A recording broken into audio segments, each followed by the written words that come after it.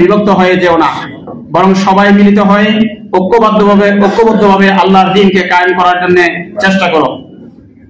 মাওলানা বলেন, আল্লাহর দ্বীন কায়েম করার অর্থ ইসলামী রাষ্ট্র ব্যবস্থা কায়েম করা। ইসলামী রাষ্ট্র ব্যবস্থার অর্থ আল্লাহ তাআলার শরীয়তকে মানে এবং সে অনুসারে ফিকহ জারি করতে প্রস্তুত এমন একটি রাষ্ট্র ব্যবস্থা। আর এমন একটি রাষ্ট্র ব্যবস্থা না থাকলে শরীয়ত জারি হতে পারে না। যে দেশের শতকরা 85 জন মুসলমান, সে দেশে আল্লাহর শরীয়ত জারি থাকবে না, এটাও কি কল্পনা করা যায়? যদিও আমরা 90% 99% এখন মুসলমান জানি, কিন্তু মাওলানা যখন এই বই লেখেন তখন উনি ওখানে 85 জন উল্লেখ করছেন, 85 জন। অথচ হচ্ছে তাই, দেশে দেশে মুসলমান আছে কিন্তু সেখানে আল্লাহর শরীয়ত জারি নেই। কাজে এই দিক দিয়ে আমাদের সকলের চেতনা ফিরাতে হবে। মনে রাখবেন, আল্লাহর শরীয়ত জারি না হলে সমস্ত মুসলমানদের গুনাহগার হতে হবে। তাই সমস্ত মুসলমানদের গুনাহ থেকে, আল্লাহ তাআলার আযাব ও গজব থেকে বাঁচার জন্য ইহকালের লজ্জা, অপমান, লাঞ্ছনা, গঞ্জনা, পরাধীনতা এবং মানুষের গোলামি, এই সব কিছু থেকে বাঁচার জন্য একমাত্র উপায় হচ্ছে আল্লাহ তাআলার দ্বীনের ভিত্তিতে একটি ইসলামী রাষ্ট্র ব্যবস্থা কায়েম করা, যেখানে সকল মানুষ কেবলমাত্র আল্লাহরই বান্দা হবেন, আল্লাহ ছাড়া আর কারো বান্দা হতে বাধ্য হবে না। এরপরে আমি চলে যাচ্ছি 12 নম্বর পৃষ্ঠায়, দ্বীন কায়েমের পথ। কারণ অনেক বড়, এটা সময় কুলাবে না, যে কারণে আমি সংক্ষেপ করছি। দ্বীন কায়েমের পথ। দ্বীন কায়েম সম্ভব একমাত্র রাসূল সাল্লাল্লাহু আলাইহি ওয়াসাল্লামের দেখানো পন্থায়। এর বিকল্প কোনো থিওরি ও মতাদর্শ দ্বারা সম্ভব নয়। এই ক্ষেত্রে তার দেখানো পন্থা ছিল প্রথমত আল্লাহ রাব্বুল আলামিনের তাওহীদের আলোকে মানুষের চিন্তার জগৎকে পরিবর্তন করা এবং শিরকি ধ্যান ধারণা থেকে মুক্ত করা। তাই তো তিনি মক্কি জীবনের 13টি বছর কেবল কালিমাতুত তাওহীদ তথা লা ইলাহা ইল্লাল্লাহর বাণীকে জনমনে মানুষের কর্ণকুহরে পৌঁছে দিয়েছেন। কারণ মানুষের মনে এই আকীদা বিশ্বাস সুপ্রতিষ্ঠিত হওয়া ব্যতিরেকে কখনোই প্রকৃত পরিবর্তন সম্ভব নয়। তারপর পর্যায়ক্রমে তিনি ইসলামের অন্যান্য বিধিবিধান আল্লাহর পক্ষ থেকে প্রাপ্ত হয়েছেন। তিনি মক্কা জীবনের 13টি বছর নিজে ও ইসলাম গ্রহণকারীদের নিয়ে প্রাথমিক পর্যায়ে দ্বীন প্রতিষ্ঠার ক্ষেত্র প্রস্তুত করে সবাইকে নিয়ে আল্লাহর নির্দেশে মদিনায় হিজরত করেন। মদিনায় গিয়ে আদিবাসী অর্থাৎ মদিনার আদিবাসী, আনসার ও মুহাজিরদের সমন্বয়ে একটি ইসলামী সমাজ ও রাষ্ট্রের ভিত্তি স্থাপন করেন। আর এই সমাজ ও রাষ্ট্র ছিল আল্লাহর সার্বভৌম ভিত্তিক এবং এই বিধান ছিল কোরআনী বিধান। বস্তুত নবী রাসূলগণ সমাজ ও রাষ্ট্রের প্রতিষ্ঠিত সকল প্রকার সার্বভৌমত্বকে প্রত্যাখ্যান করে একমাত্র আল্লাহ তাআলার দাসত্ব কবুল করার এবং তারই সার্বভৌমত্ব প্রতিষ্ঠা করার দাওয়াত দিয়েছেন। আর এটাই দ্বীন কায়েমের একমাত্র পথ ও পন্থা। তাই তো মরহুম মাওলানা মনে করেন, নির্বাচনের মাধ্যমে ইসলামী হুকুমত প্রতিষ্ঠা সম্ভব নয়, বরং জনগণকে সচেতন করে গণ অভ্যুত্থান সৃষ্টি ও ইসলামী গণবিপ্লব সৃষ্টি হচ্ছে ইসলামী হুকুমত প্রতিষ্ঠার একমাত্র পথ।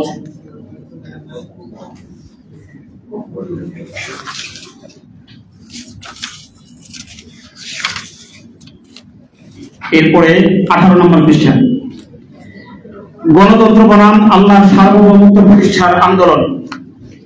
গণতন্ত্রের নামে মানুষকে মানুষের গোলাম বানানোর অপপ্রয়াস এবং এর মাধ্যমে ইসলামী হুকুমত প্রতিষ্ঠার পথে অন্তরায় সৃষ্টি করার বিষয়টি গভীরভাবে বিশ্লেষণ করেছেন মাওলানা আব্দুর রহিম রাহমাতুল্লাহি আলাইহি। তিনি কোরআন ও সুন্নাহর দৃষ্টিকোণ থেকে দেখিয়েছেন, গণতান্ত্রিক পদ্ধতিতে মানুষ নিজের হাতে এমন এক শাসক নির্বাচন করে যাকে তারা নিজেদের জন্য আইন প্রণয়নের নিরঙ্কুশ অধিকার দেয়। এটি ইসলামী তাওহীদি আকীদার সম্পূর্ণ পরিপন্থী, কেননা ইসলামে আইন প্রণয়নের অধিকার একমাত্র আল্লাহর। মাওলানা রাহমাতুল্লাহি আলাইহি কোরআন ও সুন্নাহর আলোকে স্পষ্টভাবে দেখিয়েছেন যে ইসলামের শাসন প্রতিষ্ঠা কখনোই গণতান্ত্রিক ব্যবস্থার মাধ্যমে সম্ভব নয়। রাসূল সাল্লাল্লাহু আলাইহি ওয়াসাল্লাম কখনোই শিরকের সঙ্গে আপোষ করেননি বা শত্রুপক্ষের সাময়িক সুবিধা গ্রহণ করেননি, বরং তিনি সরাসরি তাওহীদের দাওয়াত দিয়ে ইসলামী বিপ্লব সূচনা করেছিলেন। তিনি বলেন, গণতান্ত্রিক নিয়মে অনুষ্ঠিত নির্বাচন একজন ভোটদাতা কারোর পক্ষে যখন ভোট প্রয়োগ করে, তখন তার এই ভোট দানের মাধ্যমে সদয় এবং নিঃশব্দে এই প্রতিশ্রুতি দেওয়া হয় যে আমি তোমাকে তোমার ইচ্ছা মতো যে কোনো আইন পাশ করার ক্ষমতা দিচ্ছি এবং ওয়াদা করছি যে তুমি অন্যদের সাথে মিলিত হয় যে আইন পাশ করবে তা আমি নির্দ্বিধায় মেনে নিব। কোরআনের দৃষ্টিতে আইন রচনার এই রূপ নিরঙ্কুশ ক্ষমতা আল্লাহ ছাড়া অন্য কাউকে দেয়া সুস্পষ্ট শিরক। কেননা এর ফলে মানুষ মানুষেরই গোলাম হয়ে যায়। আল্লাহর বান্দা হওয়া তার পক্ষে কোনোদিনই সম্ভব হয় না। এভাবে যারা মানুষকে নিজেদের গোলাম বানাতে চায়, কোরআনের দৃষ্টিতে তারা মানুষের রব বা প্রভু হতে চায়। যেমন করে নমরুদ ও ফেরাউন মানুষের রব হতে চেয়েছিল, কিন্তু হযরত ইব্রাহিম আলাইহিস সালাম নমরুদের রব হওয়ার এবং হযরত মুসা আলাইহিস সালাম ফেরাউনের রব হওয়ার দাবি অস্বীকার ও অগ্রাহ্য করে একমাত্র আল্লাহকে রব রূপে মেনে নেওয়ার আহ্বান জানিয়েছিলেন। সর্বশেষ নবী ও রাসূল হযরত মুহাম্মদ সাল্লাল্লাহু আলাইহি সাল্লামের আহ্বান ছিল সর্বতোভাবে তাই। পরিণামে নমরুদ ও ফেরাউন পর্যস্ত হয়ে প্রমাণ করে গেছে যে তারা কেউই প্রকৃত সার্বভৌম নয়। অতএব আজকের মানুষের সামনে এই প্রশ্ন সুতীক্ষ্ণ হয়ে দেখা দিয়েছে যে তারা কি নিজেরা ভোট দিয়ে নিজেদের মতো মানুষকেই রব বানাতে এবং তাদের দাসানুদাসে জীবন যাপন করতে প্রস্তুত, না মানুষের দাসত্ব শৃঙ্খলে বন্দী হওয়ার গণতন্ত্রকে অগ্রাহ্য করে মানুষের রব হওয়ার পথ সম্পূর্ণ বন্ধ করে এক আল্লাহর সার্বভৌমত্ব প্রতিষ্ঠা করে এক আল্লাহর বান্দা হয়ে জীবন যাপন করতে চান। যদি তারা বাস্তবিকই লা ইলাহা ইল্লাল্লাহ মুহাম্মাদুর রাসূলুল্লাহ এই কালিমার প্রতি ঈমানদার হয়ে থাকেন, তাহলে প্রথমোক্ত পথ তাদের নয়, তাদের জন্য গ্রহণীয় পথ মাত্র একটি, এবং তা হচ্ছে শেষোক্ত পথ। বস্তুত মানুষ কখনো মানুষের গোলাম হতে পারে না, কোন মানুষ পারে না মানুষের রব হতে। মানুষ কেবলমাত্র আল্লাহরই বান্দা হতে পারে। তাই মানুষকে রব বানানোর তথাকথিত গণতন্ত্র কখনোই গ্রহণযোগ্য নয়, তা সর্বতোভাবে পরিহার্য। অন্যদিকে প্রথমে মানুষকে রব বানিয়ে মানুষের দাসত্ব শৃঙ্খলায় বন্দী হয়ে পড়ে আল্লাহকে রব বানানোর, আল্লাহর বান্দা হওয়ার কথাও কোনো ইমানদার ব্যক্তি বলতে পারে না, মেনে নিতে পারে না কোনো মুসলমান। অতএব যারা মনে করে গণতন্ত্র প্রতিষ্ঠিত হলেই ইসলাম কায়েম হয়ে যাবে, কিংবা যারা প্রথমে গণতন্ত্র প্রতিষ্ঠিত করে তারপর ইসলামী হুকুমত কায়েম করার কথা বলে, তারা যেমন গণতন্ত্র চেনে না তেমনি জানে না ইসলামের তাওহীদ আকীদার তাৎপর্য। তারা বিভ্রান্ত। রাসূল করিম সাল্লাল্লাহু আলাইহি সাল্লাম কুরাইশ সর্দারদের সাময়িকভাবে মেনে নিলেও জিহাদ ফি সাবিলিল্লাহর সব দুঃখ কষ্ট ও নির্যাতন হিজরত থেকে সহজেই নিষ্কৃতি পেতে পারতেন। সে পথ গ্রহণের কত প্রস্তাব, কত প্রলোভনই না তার সমীপে পেশ করা হয়েছিল, কিন্তু তিনি তাওহীদ আকীদায় বলিয়ান হয়ে এবং ও পথে ইসলাম কায়েম হতে পারে না এটা নিঃসন্দেহে বুঝতে পেরে সেই সব প্রস্তাব প্রলোভনকে ঘৃণা ভরে প্রত্যাখ্যান করেন, দুই পায়ে দলে গেছেন। তিনি প্রতি মুহূর্তে প্রতিটি দিন নির্যাতন নিষ্পেষণের পথে পা বাড়িয়েছেন, কিন্তু শিরকের কুসুমাস্তীর্ণ পথে পা বাড়াননি। তিনি ভুলেও কখনো এই মত গ্রহণ করেননি যে ইসলাম মানুষের মন জয় করা ছাড়া কিছুতেই চালু করা সম্ভব নয়, বা মানুষের মন জয় করেই ইসলাম কায়েম করতে হয়।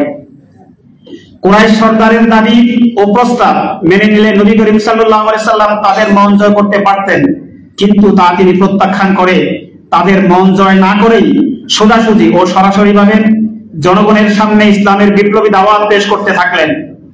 অতএব আগে গণতন্ত্র তারপরে ইসলাম কথাটি নবী করিম সাল্লাল্লাহু আলাইহি সাল্লামের সুন্নাত ও কর্মনীতির সম্পূর্ণ পরিপন্থী। তাই দেশের মুমিন মুসলমানদেরকে গণতন্ত্র নয়, ইসলামী হুকুমত তথা খিলাফত প্রতিষ্ঠার জন্য অনতিবিলম্বে সংগ্রাম শুরু করতে হবে। গণতন্ত্র বা কোন তন্ত্র মন্ত্র নয়, একমাত্র ইসলামী হুকুমত তথা খিলাফত কায়েমই হলো মুক্তির পথ। এছাড়া বর্তমান সমস্যাগুলির কোনো সমাধানই হতে পারে না। খেলাফত কোরআন মাজিদেরই একটি পরিভাষা। আল্লাহ তাআলা মানুষকে তার বান্দা হিসেবে খিলাফতের দায়িত্ব পালনের উদ্দেশ্যে সৃষ্টি করেছেন। আল্লাহ মানুষকে যেসব মহৎ গুণের অধিকারী করে সৃষ্টি করেছেন, তাতে মানুষ কখনোই কোনো অবস্থায় আল্লাহর সার্বভৌম বা রব হতে পারে না। আল্লাহ বা ব্র্যাকেটে সার্বভৌম বা রব হতে পারে না। তাই মানবীয় সার্বভৌমত্ব ভিত্তিক গণতন্ত্র যেমন মানুষের জন্য একটি ধোঁকা, একটি বিরাট প্রতারণা, তেমনি তা আল্লাহর সার্বভৌমত্ব অস্বীকৃতি ও মানবীয় সার্বভৌমত্বের প্রতি ঈমান পোষণেরও মতবাদ। এই মতবাদের স্লোগান দিয়ে এতদিন পর্যন্ত মানুষ প্রভু বা রব নিরঙ্কুশ শাসক হতে ইচ্ছুক রাজনৈতিক নেতারা জনগণকে মারাত্মক ধোঁকার মধ্যে ফেলে রেখেছে। এই ধোঁকা থেকে মুক্তি লাভ না করা ও খেলাফত প্রতিষ্ঠার প্রত্যক্ষ সংগ্রামে ঝাঁপিয়ে না পড়া পর্যন্ত কোন মুমিন মুসলমানই ইমানি দায়িত্ব পালন করতে পারে না। খেলাফত প্রতিষ্ঠার আন্দোলন প্রকৃতপক্ষে ইসলামী বিপ্লবেরই প্রচেষ্টা। এই বিপ্লবের পরিণতিতে সম্ভব বর্তমান প্রশাসন কাঠামোকে, যা গোলামীর প্রতি, যা ইসলাম কায়েমের প্রধান প্রতিবন্ধক, তা উৎখাত করে খেলাফতের রাশেদার আদর্শ প্রশাসন পুনঃপ্রতিষ্ঠিত করা। শুধুমাত্র ক্ষমতার হাত বদলেই এর লক্ষ্য নয়, বস্তুত খেলাফত প্রতিষ্ঠা তথাকথিত গণতান্ত্রিক আন্দোলনের মাধ্যমে সম্ভব নয়। গণতান্ত্রিক আন্দোলনের ফলে গণতান্ত্রিক সরকার প্রতিষ্ঠাই সম্ভব। গণতান্ত্রিক সরকার এই ভূখণ্ডে একাধিকবার গঠিত হয়েছে, কিন্তু গণতন্ত্র মুদ্রার অপর পিঠে যেহেতু স্বৈরতন্ত্র মুদ্রিত, তাই গণতান্ত্রিক সরকারকে মাত্র 13 মিনিটের মধ্যেই স্বৈরতন্ত্রে রূপান্তরিত হতে এবং তার হাতে জনগণের যাবতীয় মৌলিক অধিকার অবহেলিত হতে দেখা গেছে প্রত্যক্ষভাবে। এটা দেশ স্বাধীনের পরে শেখ মুজিবুর রহমান সাহেবের যে পট পরিবর্তন সেটা এখানে উল্লেখ করছেন। অর্থাৎ উনি গণতন্ত্রের দোহাই দিয়ে বাংলাদেশকে স্বাধীন করলেন, কিন্তু উনি সরকার গঠন করার পরে আবার উনি স্বৈরতন্ত্র চালু করলেন, সকল দল নিষিদ্ধ করে দিয়ে বাকশাল কায়েম করলেন। তখনকার লেখা মাওলানা। প্রচলিত রাজনীতির মাধ্যমে দিন কায়েমের চেষ্টার অবান্তর। মাওলানা আব্দুর রহিম রহমতুল্লাহ আলাইহি মনে করেন, প্রচলিত সংসদীয় পদ্ধতিতে ইসলামী হুকুমত প্রতিষ্ঠা সম্ভব নয়। তিনি অভিজ্ঞতা থেকে দেখেছেন, এই পদ্ধতি টাকার খেলা, প্রভাব প্রতিপত্তি ও দুর্নীতিতে পূর্ণ। ইসলামী আদর্শের অনুসারীরা এই খেলার সাথে তাল মিলিয়ে সফল হতে পারে না। তিনি প্রচলিত রাজনীতির ব্যাপক মূল্যায়ন পর্যায়ে বলেন, ইহা গোলামীর প্রতীক, ধর্মনিরপেক্ষতার প্রতীক, ধর্মনিরপেক্ষতা ভিত্তিক গণতন্ত্র নামক কুফরি মতবাদের পুনরুদ্ধারকারী। এর নির্বাচন প্রক্রিয়া প্রতারণাপূর্ণ, নির্বাচন পদ্ধতি পুঁজিবাদী ও পুঁজিপতিদের জন্য লাভজনক। গরিব জনগণের টাকায় গঠিত সরকারি অর্থ ভান্ডারের কোটি কোটি টাকার অপচয়কারী, আদর্শহীন ও ক্ষমতার দ্বন্দ্বের সৃষ্টিকারী, ধোঁকাবাজির প্রতিষ্ঠাকারী ও বেশি শক্তির বিজয় ঘোষণাকারী। তিনি আরো বলেন, বর্তমান রাজনীতি হচ্ছে ক্ষমতা নিয়ে কাড়াকাড়ি তথা ক্ষমতা দখলের লড়াই। দেখছেন তো 24-এর গণ অভ্যুত্থান আমরা কি ভেবেছিলাম আর এখন হচ্ছে কি? যেহেতু গণতন্ত্রের গোলক ধাঁধার করতে আমরা ঘুরছি, এই জন্য আমাদের তাই হচ্ছে। মাওলানা বলছেন, বর্তমান রাজনীতি হচ্ছে ক্ষমতা নিয়ে কাড়াকাড়ি তথা ক্ষমতা দখলের লড়াই। আমরা রাষ্ট্র ক্ষমতা নিয়ে এই কাড়াকাড়িকে অত্যন্ত জঘন্য, দেশের স্বাধীনতা সার্বভৌমত্বের পক্ষে মারাত্মক এবং সম্পূর্ণ নাজায়েজ কাজ মনে করি। ক্ষমতা নিয়ে এই কাড়াকাড়ি জাতিকে চরম দুর্দশার মধ্যে নিক্ষেপ করেছে। তাই প্রচলিত রাজনীতিতে আমাদের অনুপস্থিতি সর্বতোভাবে স্বাভাবিক ও যুক্তিসঙ্গত। এখানে একটা জবাব দিয়েছেন মাওলানা, যে আমরা প্রচলিত যে ভোটের রাজনীতি, এটাতে ইসলামী ঐক্য আন্দোলন অংশগ্রহণ করে না। কেন করে না সেটা উনি বলছেন। ইসলামী জিহাদের লক্ষ্য আল্লাহ বিরোধী সকল শক্তি দমন করা, পরাভূত করা এবং সকল প্রকার খোদাদ্রোহী প্রতিষ্ঠানকে উৎখাত করে সর্বক্ষেত্রে এক মহান আল্লাহর সার্বভৌমত্ব ও আইন বিধান পূর্ণাঙ্গভাবে বাস্তবায়িত করা, আল্লাহর দ্বীন সঠিকভাবে প্রতিষ্ঠিত ও কার্যকর করা। তাই তিনি বলেন, ইসলামী জিহাদের ফলে প্রতিষ্ঠিত খেলাফত ব্যবস্থায় নির্বিশেষে সমস্ত মানুষের যাবতীয় সমস্যার সমাধান হওয়া সম্ভব হবে। তাই আমাদের নিকট প্রচলিত রাজনীতি নয়, জিহাদই কাম্য। এই জিহাদে শরীক হওয়ার জন্য আমরা আকুল আহ্বান জানাচ্ছি এদেশের কোটি কোটি মানুষকে। 1986 সনের পাবনা টাউন হলে এক সুধী সমাবেশে মাওলানাকে সরাসরি প্রশ্ন করা হয়, জনাব, আপনি নিজেই পাশ্চাত্য গণতন্ত্রের অধীনে সংসদ নির্বাচন করেছেন, এরপরে আপনার বক্তব্য কি? জবাবে তিনি বলেন, জি হ্যাঁ, আমি তা করেছি, কোনো সন্দেহ নেই। তবে এই কাজ করেছি, এই কাজ আমি একা করিনি। আমরা যারা পার্লামেন্টারি ব্যবস্থায় বিশ্বাসী ছিলাম তারা সকলেই করেছি। আমাদের ধারণা ছিল যে প্রথম নির্বাচন, দ্বিতীয় নির্বাচন, চতুর্থ এবং পঞ্চম নির্বাচনের পরে এমন একটি পরিস্থিতি আসবে যখন পার্লামেন্টে ইসলামী আদর্শে বিশ্বাসের সদস্যের সংখ্যাগরিষ্ঠতা পাবে। এই ভাবনা নিয়ে আমরা 1951 সন থেকে 1970 সন পর্যন্ত কাজ করেছি। এই পথে চলার ভুল ভ্রান্তি আমি নিজে অনুভব করা সত্ত্বেও দলীয় সিদ্ধান্তের কারণে আমাকে তা করতে হয়েছিল। কিন্তু আপনারা জানেন মরহুম মাওলানা এই দেশে জামাতে ইসলামের প্রতিষ্ঠাতা ছিলেন, যে কারণে এই দল বলতেও জামাতে ইসলামকে বোঝাচ্ছেন উনি। কিন্তু বাংলাদেশ হওয়ার পরে পরিপ্রেক্ষিত সম্পূর্ণ বদলে গেছে, এই কথা আপনাদের অজানা নয়। তিনি বলেন, আমি 1970 সনের নির্বাচনে অংশগ্রহণ করেছি, আমার সাথে আরো অনেকেই নির্বাচন করেছেন। তারপর 1979 সনে পার্লামেন্ট নির্বাচন করেছি, আর সৌভাগ্য হোক দুর্ভাগ্য হোক পার্লামেন্টের সদস্য নির্বাচিত হয়েছিলাম বিপুল ভোট পেয়ে। এরই ধারাবাহিকতায় প্রেসিডেন্ট নির্বাচনেও অংশগ্রহণ করেছিলাম দলীয় সিদ্ধান্ত অনুযায়ী। অবশ্যই এর কোন নির্বাচনেই আমি ব্যক্তিগতভাবে প্রার্থী ছিলাম না। দল সিদ্ধান্ত নিয়েছিল যে আমাকে প্রার্থী হতে হবে, আমি দলীয় সিদ্ধান্ত মেনে নিয়েছিলাম। এর সাথে সাথে আমাদের মনে এই চিন্তাও কাজ করেছিল যে ইসলামী হুকুমতের কথা, আল্লাহর আইনের কথা পার্লামেন্টের ভিতরে বলতে হবে। সেই জন্য আমরা নির্বাচনে অংশগ্রহণ করার প্রয়োজনীয়তা মনে মনে অনুভব করতাম, কিন্তু সবকিছুই ভুল প্রমাণিত হলো। যেমন এখন ইসলাম ওয়ালারা বলতেছেন যে সংসদে গিয়ে ইসলামের কথা বলতে হবে, নাহলে ইসলাম হবে না, যেটা পরীক্ষা করে আসছেন মরহুম মাওলানা সেই 1979 সালে। তিনি বলেন, পরবর্তীকালে আমাদের মধ্যে এই উপলব্ধি জেগেছে যে আমরা এতদিন যা করেছি তা ইসলাম কায়েমের সঠিক পথ নয়। এই পথে ইসলামের বিজয়ের কোনো সম্ভাবনা নেই। আমি নির্দ্বিধায় বলতে চাই, সত্য প্রকাশ করার জন্য আমরা যখন জাতীয় পার্লামেন্টের সদস্য ছিলাম তখন জাতীয় বাজেটের উপর আমি একটি ভাষণ দিয়েছিলাম। সরকারি দলের লোকেরা পর্যন্ত স্বীকার করেছে যে সেই ধরনের ভাষণ আর কেউ দিতে পারেনি। সে ভাষণে আমি ইসলামী হুকুমতের কথাই বলেছিলাম এবং বলিষ্ঠভাবে বলেছিলাম। সংসদের প্রতিটি সদস্য, এমনকি গ্যালারিতে বসা শ্রোতারা পর্যন্ত স্বীকার করেছে যে এরকম ভাষণ তারা কখনো শুনেনি। কিন্তু সে ভাষণের কোনো শুভ প্রতিক্রিয়া হয়নি। বাস্তবে আমার কথার কোনো স্বীকৃতি মিলেনি, কেননা সেটা ছিল মানবীয় সার্বভৌমত্বের ভিত্তিতে গঠিত পার্লামেন্ট, যেখানে ইসলামের দাবি নিভৃতে নীরবে কেঁদে মরেছে। তার কিছুই গ্রহণ করা হয়নি। কাজে আমি সিদ্ধান্ত করেছি এই ভ্রান্ত পথ নয় ইসলাম কায়েমের জন্য। তিনি বলেন, আমরা বিবেচনা করেছি যে সংসদীয় পথে আর কোনো কাজ হবে না, ইসলাম কায়েম হবে না।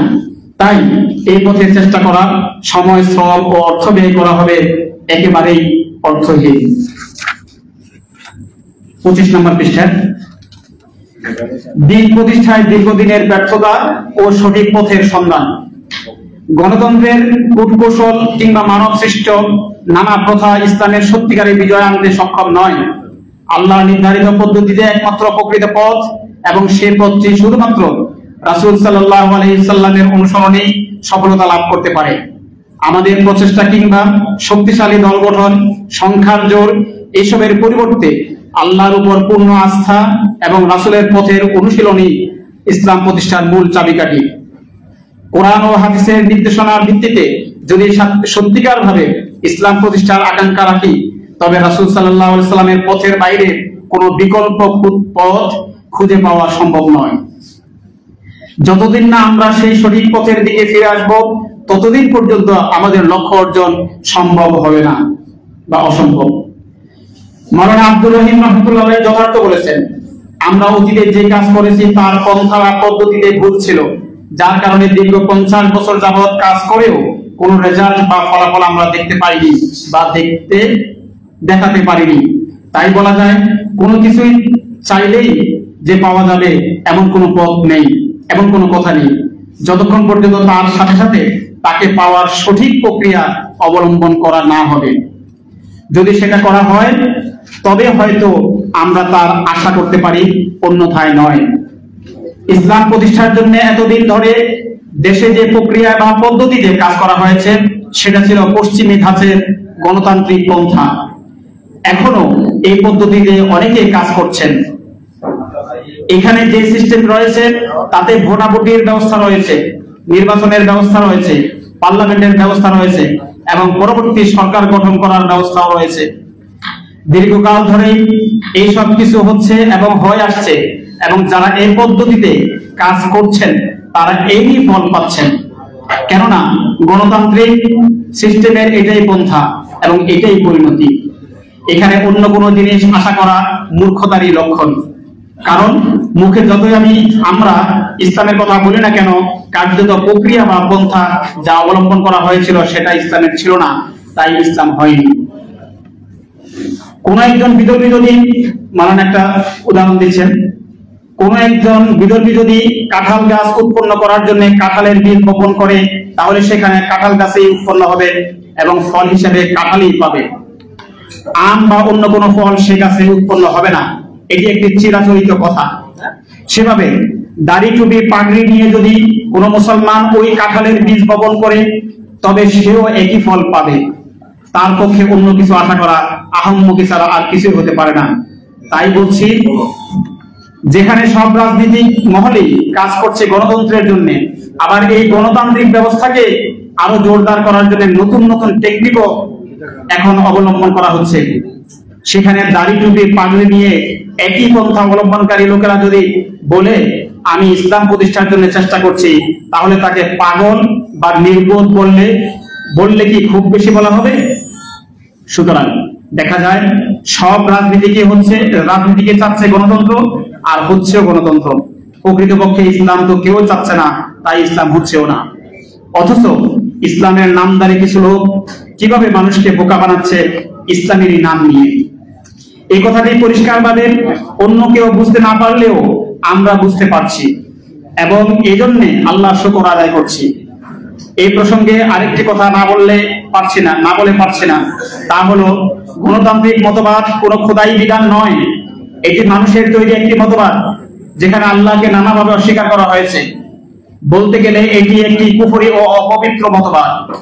পক্ষান্তরে দিন হচ্ছে আল্লাহর যে একটি বড় নিয়ামত এবং অতি পবিত্র। এই জিনিসটিকে অপবিত্র পন্থায় হাসিল করতে চাওয়াটা হচ্ছে আরো বড় অপরাধ, বড় পাপ, যা আল্লাহর কাছে অপছন্দনীয়। এতে কোনো সন্দেহ নেই। এটা হচ্ছে দিন কায়েম না হওয়ার আরেকটি কারণ। পরন্তু আল্লাহর দিন কায়েম করা একটি বড় ইবাদত। সেই ইবাদত আল্লাহর প্রবর্তিত পন্থা ছাড়া হতে পারে না। এখানে লোকদের মাঝে আরেকটি জিনিস কাজ করে, তা হলো দলের আকার এবং তার মধ্যে লোক সংখ্যার আধিক্য। দলের মধ্যে লক্ষ লক্ষ লোক থাকতে হবে, তাহলে মানুষের মনে আশা জাগবে যে ওই দল কিছু করতে পারবে। দলে যদি অনেক লোক বা সমর্থক না থাকে, তাহলে বলা হবে না, এদের দ্বারা কিছুই হবে না। অনেকে মনে করতে পারে যে আমাদের এখন অকারণের যে অন্যদের তুলনায় যারা নির্বাচনী দল তাদের তুলনায় লোক সংখ্যা কম, এটা অনেক সময় ভাবতে পারেন। সেটার উত্তর মাওলানা আব্দুর রহিম রহমাতুল্লাহ দিচ্ছেন। এই কারণে অনেকে এও বলে থাকে যে আমাদের শক্তি বা দলের কি পরিমাণ লোক আছে তা যাচাই করার জন্য নির্বাচন করতে হয়। দেখছেন, এর ফলে দেখা যায় যে মানুষের মনে আল্লাহর উপর নির্ভরশীলতার পরিবর্তে মানুষের উপরে নির্ভরশীলতা এসে যায়। অমুক দলে এত লোক, এত কর্মী, কিছু করতে পারলে এরাই পারবে, এই ধরনের একটি ধারণার জন্মানো হয়। আবার যাদের দলের কর্মী বা সদস্য কম থাকে, তারা কোনো কাজ করতেই সাহস পায় না। এভাবে যে অবস্থার সৃষ্টি হয়, তাতে মানুষ চরমভাবে নির্ভরশীল হয়ে পড়ে এবং আল্লাহর উপর আস্থা বলতে গেলে হারিয়ে ফেলে, শেষ হয়ে যায়। আমরা যদি দুনিয়ার ইতিহাস খুলে দেখি, তাহলে দেখতে পাবো দুনিয়ায় আল্লাহর দ্বীনের বিজয় একান্তভাবে তার মর্জি এবং সাহায্য ছাড়া কোথাও অর্জিত হয়নি, কামিয়াবি আসেনি। নবী রাসূলগণের ইতিহাস এর সবচেয়ে বড় প্রমাণ। আমরা যদি সত্যিকার অর্থে আল্লাহর দ্বীনের বিজয় দেখতে চাই, তাহলে রাসূল কারীম সাল্লাল্লাহু আলাইহি সাল্লামের পন্থা বা পদ্ধতি অবলম্বন করতে হবে। কেননা কোরআন মাজিদে আল্লাহর এই ঘোষণা, কুল ইন কুনতুম তুহিব্বুনাল্লাহা ফাত্তাবিউনি ইউহিব্বুকুমুল্লাহ। বলুন হে নবী, তোমরা তোমরা যদি আল্লাহকে ভালোবাসো তবে আমাকে অনুসরণ করো, তাহলে আল্লাহ তোমাদের ভালোবাসবেন। শেষ তো। এখন এই পরিবর্তনটাকে করবো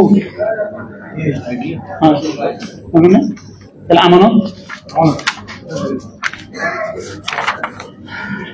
30 নম্বর পৃষ্ঠায় তার রেখে যাওয়া আমানত ইসলামী ঐক্য আন্দোলন। মাওলানা আব্দুর রহিম রহমতুল্লাহ আলাইহি প্রকৃতির স্বাভাবিক নিয়মে এই নশ্বর দুনিয়া ছেড়ে চলে গেছেন। তিনি আজ শারীরিকভাবে আমাদের মাঝে অনুপস্থিত, কিন্তু নৈতিক ও আদর্শিক দৃষ্টিতে তিনি আমাদের কাছে জীবন্ত। তার আজীবনের স্বপ্ন, তার আরাধ্য মিশন এখনো অসম্পূর্ণ। সেই জন্য তিনি আমাদের কাছে রেখে গেছেন এক বিরাট আমানত, আর তা হলো আল্লাহর জমিনে আল্লাহর মনোনীত দিন প্রতিষ্ঠার সঠিক নির্দেশনা সম্বলিত তার বিশাল সাহিত্য সম্ভার, যার প্রতিটি পাতায় বিধৃত হয়েছে ইসলামের আপসীন বৈপ্লবিক চেতনা। তার প্রথম গ্রন্থ থেকে শেষ গ্রন্থ পর্যন্ত প্রতিটি রচনারই মূল সুর হচ্ছে এই বৈপ্লবিক চেতনা। অন্যদিকে তার নিজ উদ্যোগে গঠিত ইসলামী ঐক্য আন্দোলন হচ্ছে এই আমানত তথা এই বৈপ্লবিক চেতনার বাস্তব প্রতিফলন। এই আন্দোলনকে তিনি গড়ে তুলেছেন নবুয়তি ধারার ইসলামী আন্দোলনের একটা আদর্শ বা মডেল হিসাবে। আল্লাহর দিন প্রতিষ্ঠার আন্দোলন যে নবীদের অনুসৃত জিহাদি ধারায় চলতে হয়, কুফরি বা বাতিল পদ্ধতিতে নয়, এই সত্যটি তুলে ধরার জন্য তিনি প্রতিষ্ঠিত করে গেছেন এই সংগঠন।